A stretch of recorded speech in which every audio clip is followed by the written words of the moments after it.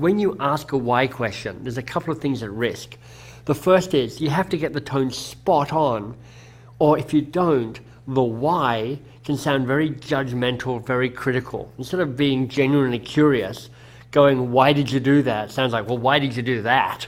And actually that doesn't help the conversation at all. The other thing that's less strong about a why question typically is it typically generates a story, sort of history, some sort of justification or background.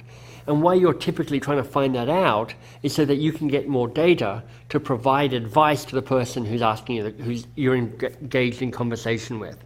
And I'm encouraging you to become a lazy coach, a lazy manager.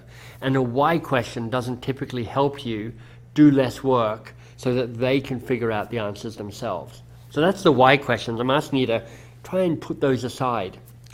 How questions can be very useful indeed. But notice that as soon as you start asking a how question, it's all about the how are you going to make this happen? How are you going to get this done? How are you going to implement this? And obviously there's a place for that. But I think in most organizational life, the how question shows up way too soon. And what most people are trying to do is they're trying to create the action plan when they don't even know what the right problem is, yet alone what the best solution to that problem might be.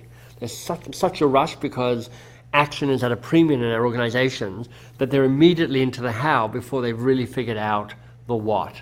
And that's why I'm such a big champion for questions that start with what. This could be the habit you take away from this podcast, is practice starting all of your questions with the word what.